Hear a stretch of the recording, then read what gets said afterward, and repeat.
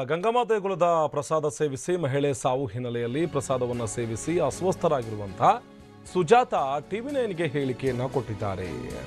ಇದು ಪ್ರಸಾದವನ್ನು ಸೇವಿಸಿ ಅಸ್ವಸ್ಥಗೊಂಡಿದ್ರು ಮಹಿಳೆ ಸುಜಾತ ಟಿವಿ9ಗೆ ಹೇಳಿಕೆಯನ್ನು ಕೊಟ್ಟಿದ್ದಾರೆ. ನಿನ್ನೆ ಪ್ರಸಾದ ತಿನ್ನೋದಕ್ಕೆ ಮಹಿಳೆಯೊಬ್ಬರು ಭಾರಿ ಮಟ್ಟದಲ್ಲಿ ಒತ್ತಾಯಿಸ್ತಾ ಇದ್ರು, ತರಾತುರಿ ಮಾಡ್ತಾ ಇದ್ರು, ತಿನ್ನಿ ಅಂತ ಹೇಳಿ ಒತ್ತಡವನ್ನು ಹಾಕ್ತಾ ಇದ್ರು. ಈ ಮಹಿಳೆಯ ತರಾತುರಿಯನ್ನ ಮಾಡ್ತಾ ಇದ್ದದನ್ನು ನೋಡಿ ನನಗೆ ಅನುಮಾನ ಬಂತು. ಆದರೆ ದೇವಸ್ಥಾನದಲ್ಲಿ ಅನುಮಾನ ಅನ್ನೋದು ತಪ್ಪು ಅನ್ನೋ ಕಾರಣಕ್ಕಾಗಿ ನಾನು ಯಾವುದೇ ರೀತಿಯಾದಂಥ ಪ್ರಶ್ನೆಯನ್ನ ಕೇಳೋದಕ್ಕೆ ಹೋಗಲಿಲ್ಲ. ಇದಾದ ಬಳಿಕ ಪ್ರಸಾದವನ್ನು ನಾನು ಸೇವಿಸಿದೆ. ಪ್ರಸಾದ ಸೇವಿಸಿದ ಬಳಿಕ ಇಡೀ ರಾತ್ರಿ ಹೊಟ್ಟೆ ಉರಿತಾ ಇತ್ತು.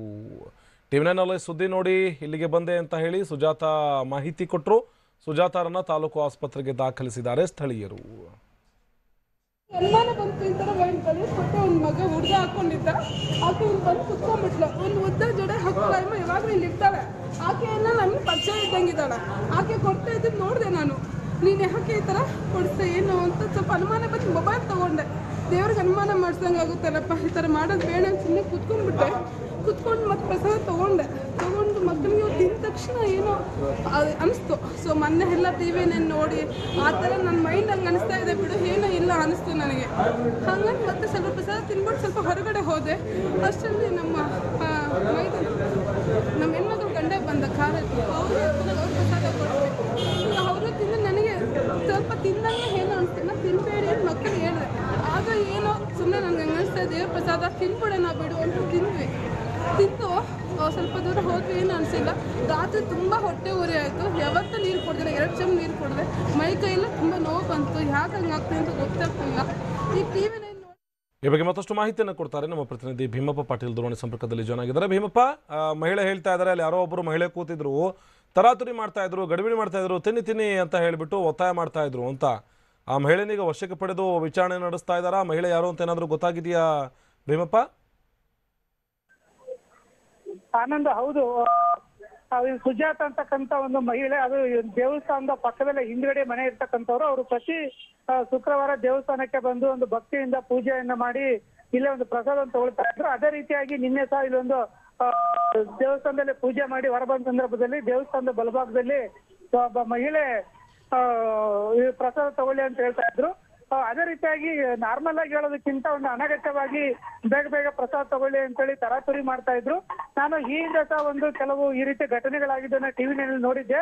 ಇದರಿಂದ ಅನುಮಾನಗೊಂಡು ನಾನು ಪ್ರಶ್ನೆ ಮಾಡೋಣ ಅಂತ ಹೇಳಿದೆ. ಯಾಕೆಂದ್ರೆ ನಾರ್ಮಲ್ ಆಗಿ ಪ್ರಸಾದ ತಗೊಳ್ಳಿ ಅಂತ ಭಕ್ತಿಯಿಂದ ಹೇಳೋದು ಬೇರೆ, ಆದ್ರೆ ಅಂತ ಅನ್ಯಾಚುರಲ್ ಆಗಿ ಹೇಳೋದು ಬೇರೆ. ಇದರಿಂದ ಅನುಮಾನಗೊಂಡು ನಾನು ಕೇಳೋಣ ಅಂತ ಬಾಯಲ್ಲಿ ಬಂತು. ಆದ್ರೆ ಅವ್ರನ್ನ ಕೇಳೋದ್ರ ಬದಲಾಗಿ ನಾನು ಅಯ್ಯೋ ದೇವಸ್ಥಾನದಲ್ಲಿ ಯಾಕೆ ಅನುಮಾನ ಪಡೋದು, ದೇವ್ರ ಸಮ್ಮುಖದಲ್ಲಿ ಇಂಥದೆಲ್ಲ ಒಳ್ಳೇದಲ್ಲ ಅಂತೇಳಿ ತನ್ನ ಭಕ್ತಿ ಭಾವನ ಮೆರೆದು ಪ್ರಶ್ನೆ ಮಾಡ್ಲಿಲ್ಲ. ಪ್ರಸಾದ ತಿನ್ಕೊಂಡು ನಾನು ಮನೆಗೆ ಹೊಟ್ಟೋದೆ. ಮನೆಗೆ ಹೋದ ನಂತರ ಮಧ್ಯರಾತ್ರಿಯಲ್ಲಿ ಒಂಥರ ಹೊಟ್ಟೆ ಉರಿ, ಕಣ್ಣುರಿ ಈ ರೀತಿ ಬರೋಕ್ಕೆ ಪ್ರಾರಂಭವಾಯಿತು. ಆಮೇಲೆ ಇವತ್ತು ಬೆಳಗ್ಗೆ ನಾನು ಮಧ್ಯಾಹ್ನದಲ್ಲಿ ಟಿವಿ ನೋಡಿದಾಗ ಟಿವಿ9ನಲ್ಲಿ ಈ ರೀತಿ ಒಂದು ಸುದ್ದಿ ಬರ್ತಾ ಇತ್ತು. ನನಗೆ ಹಾಗೆ ಒಂದು ಮತ್ತೆ ಕನ್ಫರ್ಮ್ ಆಯ್ತು, ನನಗೆ ಹೊಟ್ಟೆ ಉರಿತಿದೆ ಅಂತೇಳಿ ದೇವಸ್ಥಾನದ ಬಳಿ ಬಂದು ನನ್ನ ಒಂದು ಹೇಳಿಕೆಯನ್ನು ನೀಡಿ ಅವಲತ್ತುಕೊಂಡ್ರು. ಆಗ ತಕ್ಷಣ ಸ್ಥಳೀಯರು ಆ ಸುಜಾತವನ್ನ ಕರೆದುಕೊಂಡು ಹೋಗಿ ಒಂದು ಚಿಂತಾಮಣಿ ತಾಲೂಕು ಆಸ್ಪತ್ರೆಗೆ ದಾಖಲಿಸಿದ್ದಾರೆ. ಅಲ್ಲಿ ಚಿಕಿತ್ಸೆ ಕೊಡ್ತಾ ಇದ್ದಾರೆ. ಮತ್ತು ಇದಾದ ನಂತರ ಒಂದು ಚಿಕ್ಕಬಳ್ಳಾಪುರ ಜಿಲ್ಲಾಧಿಕಾರಿ ಒಂದು ಚಿಂತಾಮಣಿಗೆ ಭೇಟಿ ನೀಡಿ ಖಾಸಗಿ ಆಸ್ಪತ್ರೆ, ಸರ್ಕಾರಿ ಆಸ್ಪತ್ರೆಗೆ ಭೇಟಿ ನೀಡಿ ಇದೀಗ ತಾನೇ ಒಂದು ದೇವಸ್ಥಾನಕ್ಕೆ ಭೇಟಿ ನೀಡಿ ಇಲ್ಲಿ ಕೂಲಂಕುಷವಾಗಿ ಪರಿಶೀಲನೆ ಮಾಡಿದ್ರು ಮತ್ತು ಸ್ಥಳೀಯರಿಂದ ಒಂದು ಮಾಹಿತಿಯನ್ನು ಪಡೆದ್ರು.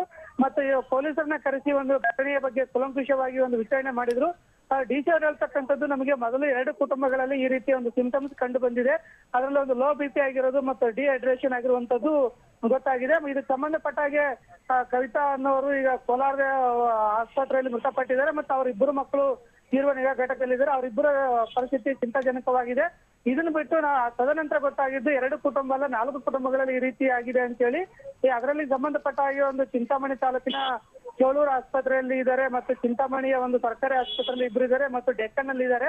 ಒಟ್ಟಾರೆಯಾಗಿ 10 ರಿಂದ 12 ಜನಕ್ಕೆ ಈ ರೀತಿಯ ಒಂದು ಅಸ್ವಸ್ಥ ಆಗಿರೋದು ಗೊತ್ತಾಗಿದೆ. ಸಂಬಂಧಪಟ್ಟಾಗಿ ಈಗಾಗಲೇ ಒಂದು ಜಿಲ್ಲಾ ಆರೋಗ್ಯ ಅಧಿಕಾರಿಗಳನ್ನ ಕರೆಸಿ ಹೆಚ್ಚುವರಿ ವೈದ್ಯರುಗಳನ್ನ ಇಲ್ಲಿ ನೇಮಕ ಮಾಡಲಾಗಿದೆ. ಮತ್ತೆ ಈ ರೀತಿ ಯಾರಾದ್ರೂ ಅಸ್ವಸ್ಥ ಆಗೋದಾದ್ರೆ, ವಾಂತಿ, ಬೇದಿ, ಹೊಟ್ಟೆ ಉರಿ, ಕಣ್ಣುರಿ ಈ ತರ ಏನಾದ್ರೂ ಪ್ರಸಂಗಗಳು ಕಂಡು ಬಂದ್ರೆ ತಕ್ಷಣ ಬಂದು ಒಂದು ಚಿಂತಾಮಣಿ ತಾಲೂಕು ಆಸ್ಪತ್ರೆಗೆ ಅಡ್ಮಿಟ್ ಆಗಿ ವೈದ್ಯರ ಬಳಿ ಚಿಕಿತ್ಸೆ ಪಡೆದುಕೊಳ್ಬೇಕು ಅಂತೇಳಿ ಮನವಿಯನ್ನು ಮಾಡ್ಕೊಂಡಿದ್ದಾರೆ. ಆನಂದ್, ಅಲ್ಲ ಭೀಮಪ್ಪ, ಓಕೆ, ಮನವಿ ಎಲ್ಲ ಮಾಡ್ಕೊಂಡಿದ್ದಾರೆ, ಓಕೆ. ಆ ಮಹಿಳೆ ಯಾರಾದ್ರೂ ಸಿಕ್ರಾ ಅಂತ ಯಾರು ಈ ಪ್ರಸಾದ ಕೊಡೋದಕ್ಕೆ ತರಾತುರಿ ಮಾಡ್ತಾ ಇದ್ರು, ತಿನ್ನಿ ಅಂತ ಹೇಳ್ತಾ ಇದ್ರು, ಆ ಮಹಿಳೆ ಏನಾದರೂ ಸಿಕ್ಕಿದಾರಾ ಈಗ?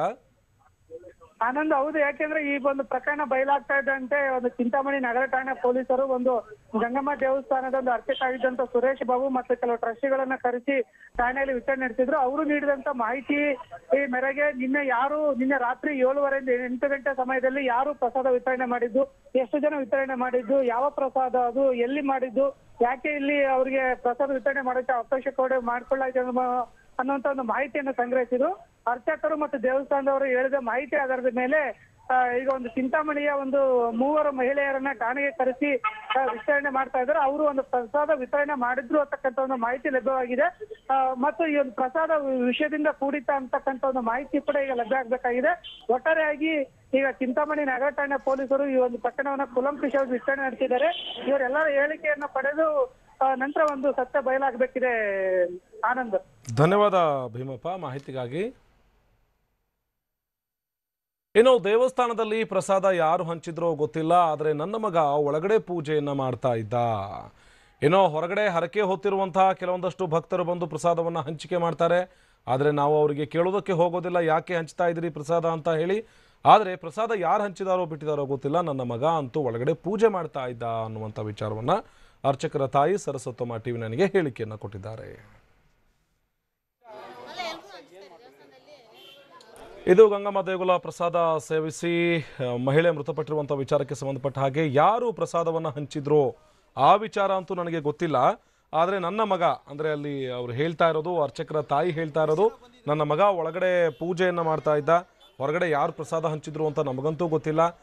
ಪ್ರತಿನಿತ್ಯ ಬರ್ತಾರೆ, ಹರಕೆ ಹೊತ್ತಿರುವಂಥ ಕೆಲವೊಂದಷ್ಟು ಜನ ಪ್ರಸಾದವನ್ನು ಹಂಚಿಕೆ ಮಾಡ್ತಾರೆ. ಅಂಥವ್ರಿಗೆ ನಾವು ಪ್ರಶ್ನೆ ಮಾಡೋದಕ್ಕೆ ಹೋಗೋದಿಲ್ಲ.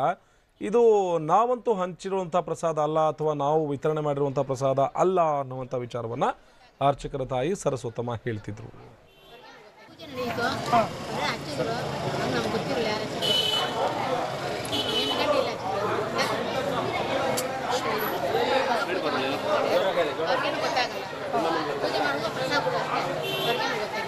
ಈಗ ಪ್ರಸಾದ ಯಾರು ಹಂಚಿದ್ದು?